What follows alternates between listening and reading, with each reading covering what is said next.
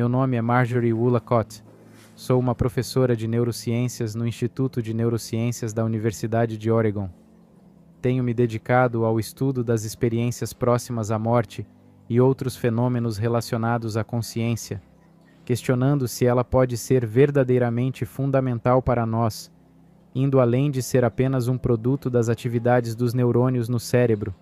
Entretanto, é importante mencionar que, durante meus anos de graduação, fui treinada como neurocientista materialista.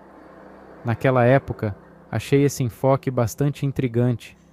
Realizei um extenso trabalho em medicina de reabilitação, auxiliando pessoas que enfrentavam desafios como acidente vascular cerebral, doença de Parkinson e poliomielite cerebral, entre outros. Meu trabalho estava focado em ajudá-los a recuperar equilíbrio, força e habilidades de locomoção. No entanto, essa trajetória profissional não era tão gratificante quanto eu havia imaginado. A grande transformação em minha vida ocorreu por volta dos meus 30 anos, quando experimentei um despertar espiritual extraordinário. Minha irmã me convidou para participar de um retiro de meditação, algo que me intrigou profundamente, embora eu fosse uma neurocientista cética por natureza. Decidi me entregar à experiência, mesmo carregando minhas dúvidas. No primeiro dia do retiro, o mestre de meditação que liderava o evento nos informou que seríamos todos iniciados. Ele descreveu a iniciação como um despertar espiritual que ocorreria através do toque dele. Embora cética, minha curiosidade me impeliu a permanecer durante todo o fim de semana. Quando chegou o momento da minha iniciação, meus olhos estavam fechados, mas meus sentidos estavam plenamente envolvidos. Ao sentir os dedos do mestre de meditação tocarem o ponto entre os meus olhos, tive uma certeza absoluta de que algo significativo estava acontecendo. No instante desse toque, uma sensação semelhante a uma corrente elétrica ou a um mini relâmpago emanou de seus dedos, fluindo desde o ponto entre meus olhos até o centro do meu peito. Nesse momento, pude sentir exatamente o ponto onde parei e onde comecei a experimentar um profundo amor e alegria se expandindo dentro de mim, preenchendo todo o meu ser e além. Eu me lembro de ter pensado: estou em casa, meu coração é minha morada. Parecia que finalmente eu havia despertado para algo dentro de mim muito maior do que eu havia percebido. Após essa experiência transformadora, minha perspectiva mudou drasticamente. Voltei para minha posição como professora universitária na Virgínia, mas todas as manhãs eu me levantava espontaneamente para meditar.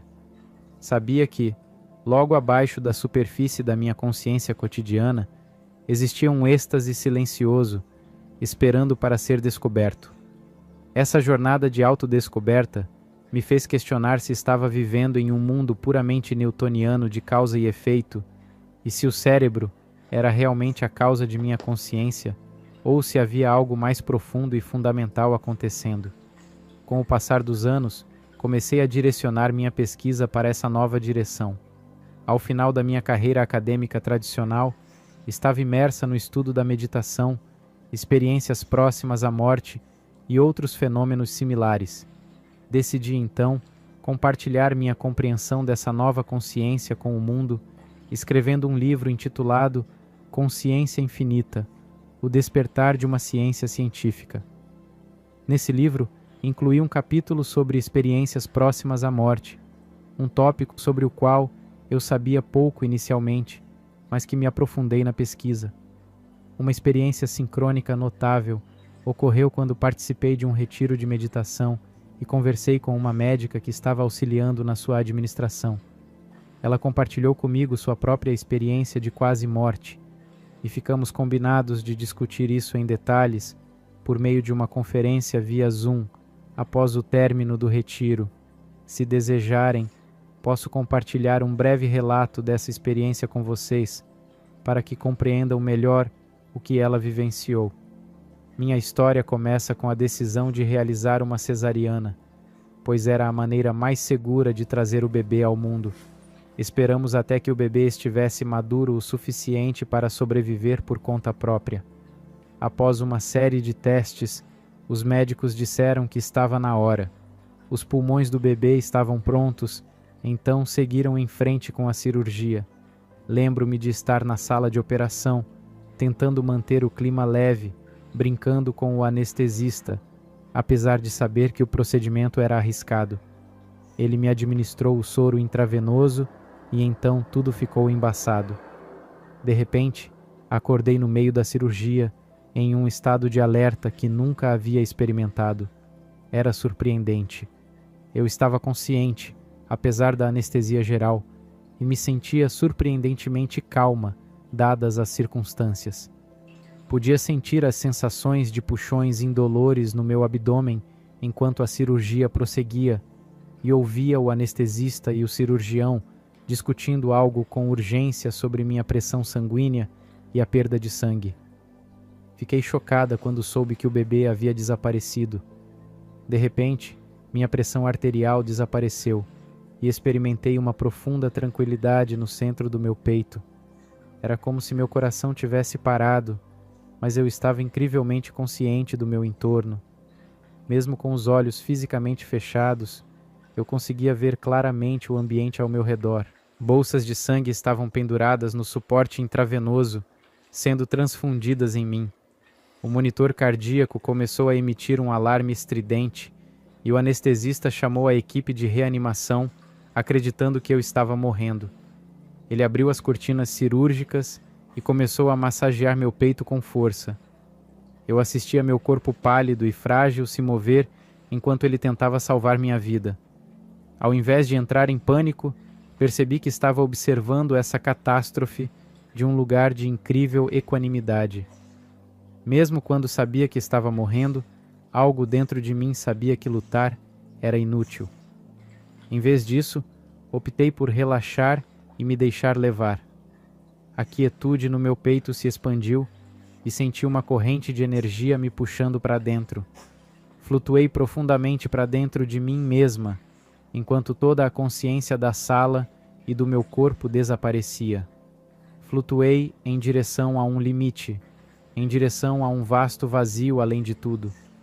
Deslizei sobre esse limiar invisível e me aprofundei nesse espaço sem fim. A escuridão me envolveu, e então não havia nada, nenhum senso do mundo, ou até mesmo da minha própria existência. E então, de repente, houve um estrondo, um som ensurdecedor ecoando ao meu redor. Senti-me suspensa no espaço, como se tivesse explodido através de uma barreira. E assim, os ecos desaparecem, e eu tenho essa experiência. Estou livre, estou viva sem um corpo, eternamente pura, sendo o que realmente sou. Sempre fui assim e sempre serei. Essa foi a minha experiência.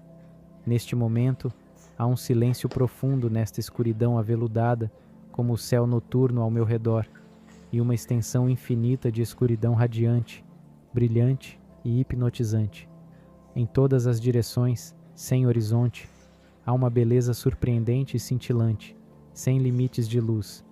Nessa realização, percebo que essa luz está viva em todas as direções, olhando para mim com reconhecimento amigável. Eu sei que esse vazio cintilante é a realidade suprema, feito de nada além de consciência, que conhece todo o infinito e pulsa com potencialidade. É a base de tudo. Com essa explosão de admiração e alegria, meu foco se fixa nessa vasta extensão, deleitando-me com seu esplendor ilimitado. Então, experimento essa incrível quietude. Estou ancorada em um estado de repouso perfeito, absolutamente cumprida, envolta nessa silenciosa luz aveludada. Então, ouço uma voz que diz: deve viver. Não são palavras, mas um tipo de trovão silencioso. A mensagem se repete: deve viver. Fico me perguntando quem é você e o que significa viver quando já estou absolutamente viva agora. Algo chama minha atenção. Uma pequena joia aninhada nas profundezas da escuridão. Concentro-me nessa luz e vejo muitas facetas diferentes de uma bela joia, onde as cenas coloridas de toda a minha vida são exibidas simultaneamente. Toda a experiência de alguém que uma vez vivi se desenrola diante de mim. Gradualmente, lembro que já fui uma pessoa e estou olhando para todas as experiências do passado, presente e futuro acontecendo simultaneamente, todas contidas nesse ponto de luz cintilante. A mensagem deve viver ressoa para mim novamente, pela terceira vez. Está claro que devo voltar para aquela vida, mas como posso fazer isso? Afinal, a vida já terminou. Como pode ser ressuscitada? Em seguida, começa um fluxo ininterrupto de comunicação sem palavras, transmitindo o conhecimento de como devo retornar à vida. Tenho que ser destemida, focada no momento presente, certa de que vou viver. No instante seguinte, há um tremendo som acelerado, um rápido redemoinho, como se toda a minha consciência estivesse girando em um grande vórtice. Então, com a mesma rapidez, o tumulto chega a um fim repentino. Minha percepção retorna à sala de cirurgia, como se nem um momento tivesse passado. Do meu ponto de vista, agora acima da cena na sala de cirurgia, sinto-me como um canal aberto através do qual o poder da consciência fluirá. Vejo o anestesista ainda bombeando em meu peito, o cirurgião trabalhando duro em meu abdômen ensopado de sangue. Vejo a equipe de reanimação entrando correndo, os médicos irrompendo pelas portas, parando com os olhos arregalados e sem fôlego. Agora, enquanto eles ocupam seus lugares ao redor do meu corpo, sinto suas mentes se preparando para o inevitável, acreditando que eu já me fui. É verdade que o corpo está flácido, a pele pálida e a cavidade abdominal exposta, jorrando sangue vermelho brilhante. Há sangue no chão. Sinto a mente de Peyton, em algum nível mais profundo, agitada de medo e angústia, mas preocupada em não ser vista por colegas em tal condição. Stark nu não parece apropriado, então ignoro isso. Minha própria consciência se comunica diretamente com os membros da equipe enquanto assumem seus lugares ao redor da mesa. Eu vou ajudar. Você pode fazer isso agora. Vamos trabalhar. Sinto a energia pulsando através de mim, enquanto tento ajudá-los a trazer aquele corpo de volta à vida. A sala inteira está inundada de uma luz milagrosa e moral. A sala se une ao pessoal, e no centro de toda a ação está o cirurgião, totalmente focado, no meio daquele clamor. Com urgência, eu me vejo trabalhando neste instável campo cirúrgico, imersa em sangue. Estou nos primeiros 3 minutos de uma esterectomia. Minha visão abrange toda a cena e, ao mesmo tempo, sinto as sensações dentro do meu corpo, como se fosse um cadáver. Apesar da dor terrível na cirurgia, minha experiência é desprovida de sofrimento. A dor intensa no abdômen ameaça capturar toda a minha atenção e, ousadamente, pergunto mentalmente se ela poderia diminuir um pouco. A resposta vem prontamente e a dor cede. Também sinto dor no pescoço enquanto um cateter é inserido na veia jugular direita e o anestesista luta para inseri-lo no meu pulso direito. Sugiro mentalmente que ele tente a artéria mais próxima no cotovelo, até que finalmente ele consegue. Tudo está bem. O cirurgião Wired entra na sala, irradiando uma chama de luz branca sobre sua cabeça e ao redor de seu corpo, como uma aura. O cirurgião sênior, digno e focado, se aproxima de mim e mergulha sua mão no meu abdômen. Suas impressões digitais são visíveis, agarrando minha aorta. Ele corta o fluxo de sangue, interrompendo a hemorragia e redirecionando o sangue para meu sistema, cérebro e coração. Sinto uma dor aguda, seguida por uma explosão de calor e luz branca, garantindo minha sobrevivência. Minha consciência cai, observando de dentro do meu corpo enquanto a cirurgia continua. Quando minha consciência volta, estou consciente do meu corpo na mesa de operação. A gratidão transborda para a equipe, o cirurgião mais velho para as compressões, e meu coração volta a bater após 8 minutos de parada. Logo depois, um médico me diz que tenho uma linda menina que está bem. Na unidade de terapia intensiva, escrevo em um guardanapo, ainda com um tubo traqueal na garganta. Eu sei que meu útero está fora, eu sei que meu coração parou, e eu sei que tenho uma menina.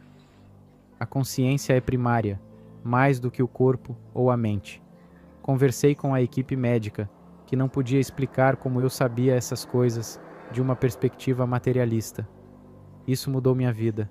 A consciência é primária e, a partir desse momento, comecei a buscar um professor de meditação para me guiar de volta a essa experiência.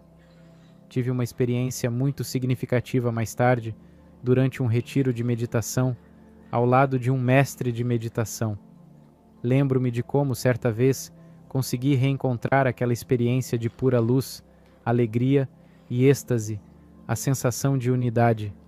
Essa vivência mudou completamente minha trajetória profissional, direcionando-me para o campo dos cuidados paliativos e do acompanhamento no fim da vida.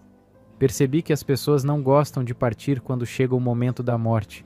Eu queria que elas tivessem consciência disso e recebessem apoio. Quando eu trabalhava em cuidados paliativos, minha falta de medo da morte era palpável quando entrava na sala. Ela irradiava para todos ali, proporcionando uma sensação de equilíbrio e equanimidade. As pessoas sentiam que a vida e a morte faziam parte de um lindo processo de transição para outra esfera de existência.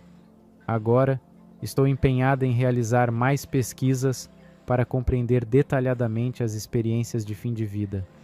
Quero fornecer evidências sólidas à comunidade científica e ao público em geral, demonstrando que isso é uma realidade verificável. A melhor maneira de provar a ocorrência dessas experiências é por meio de estudos prospectivos de quase morte. Eles envolvem parada cardíaca, com a monitorização rigorosa da atividade cerebral, eletroencefalogramas, oxigenação sanguínea e outros parâmetros. Muitas instituições acadêmicas já realizam esses estudos há mais de 20 anos. Na Holanda, Pim Venel coordenou uma rede de cerca de 10 hospitais que conduziu um estudo prospectivo. Esse tipo de estudo começa em uma data específica, recrutando pacientes com parada cardíaca e documentando detalhadamente o que ocorre após o evento. As pessoas são questionadas sobre suas experiências durante o período de inconsciência, e cerca de 20% delas relatam ter tido alguma forma de consciência. Cerca de 12% descrevem uma experiência direta, como se estivessem na sala de cirurgia, observando a equipe médica. Esses relatos fornecem informações detalhadas e verificáveis, como as pessoas presentes, o que vestiam e as conversas. O estudo de Pim Van foi publicado no Lancet Journal, uma das principais revistas médicas, após revisão por pares, o que demonstra sua confiabilidade. Existem vários outros estudos similares, conduzidos por pesquisadores como Bruce Grayson e Penny Sartor, no Reino Unido.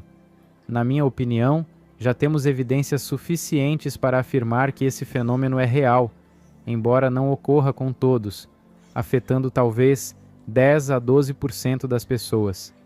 Essas experiências de plena consciência durante a inconsciência, quando a atividade cardíaca e cerebral cessou, podem estar relacionadas à memória. Algumas pessoas se lembram com clareza de seus sonhos, enquanto outras esquecem tudo após acordar. Ainda não compreendemos totalmente esse aspecto, mas é uma possibilidade a ser explorada. Além disso, é importante mencionar que essas experiências de quase morte não se limitam à parada cardíaca. Também ocorrem em situações de anestesia, quando algo dá errado.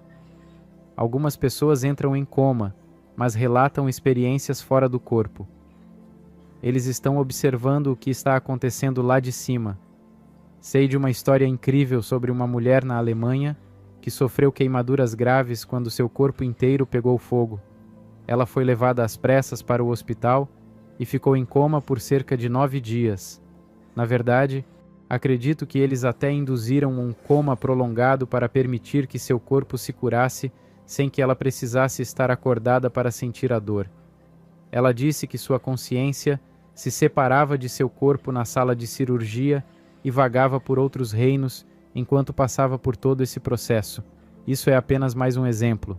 Claro, também ouvimos falar de pessoas que sofreram acidentes de carro e logo após o impacto saíram de seus corpos para observar a equipe de resgate em ação.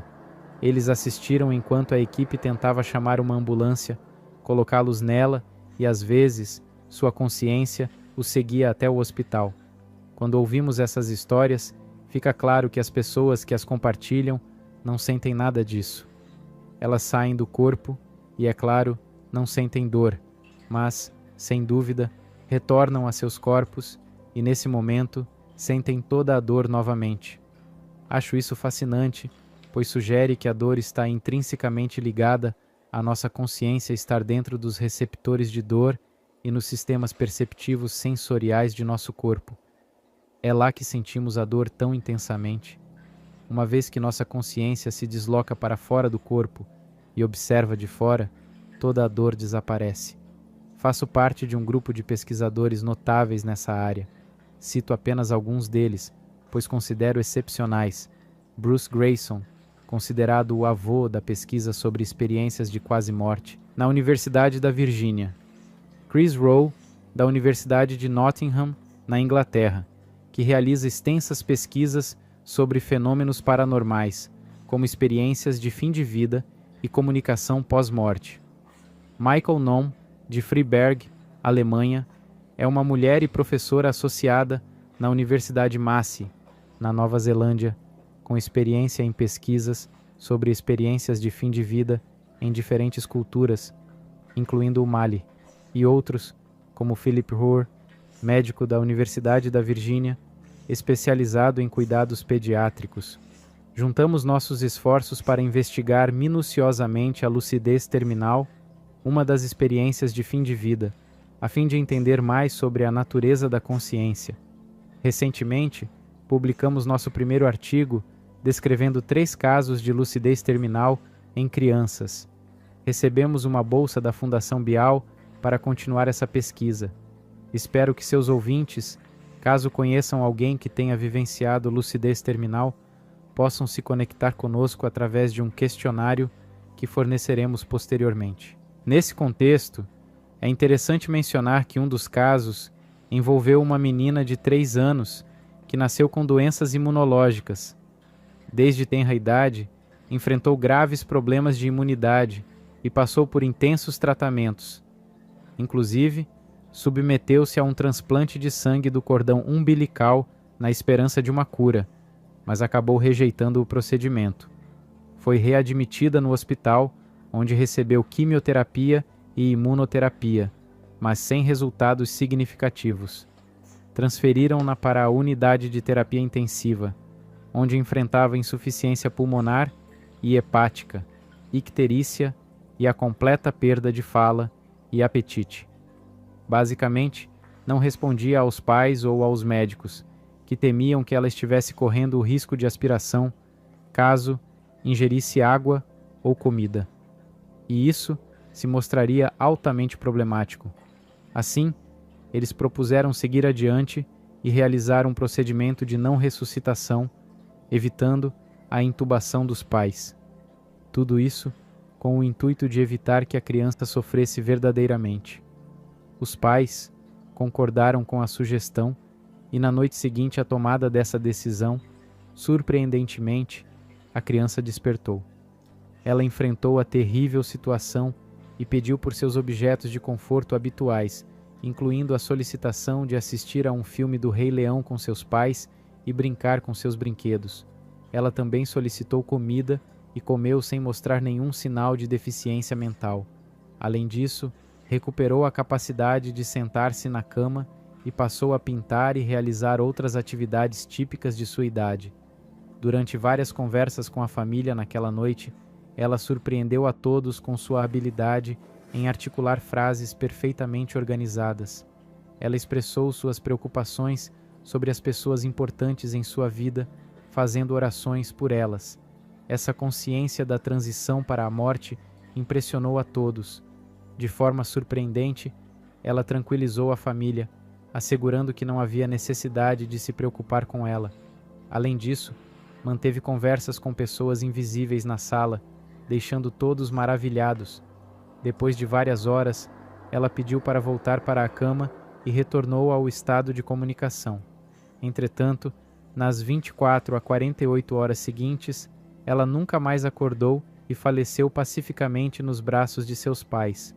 Ouvindo essas histórias, É difícil compreender como alguém em uma situação tão extrema poderia, de antemão, acordar e agir de maneira tão convincente e normal, se despedir dos pais e depois partir serenamente em seus braços.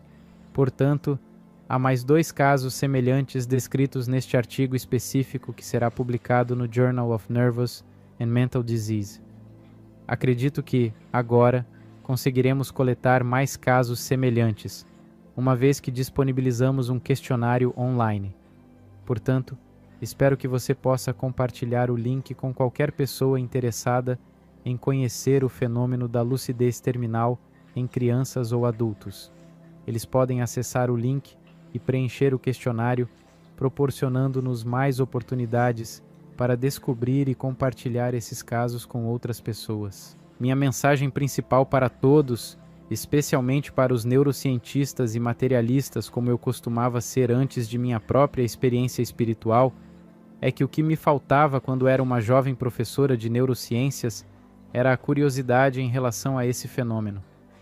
Costumo brincar com meus amigos e colegas sobre o que chamo de limiar de revirar os olhos.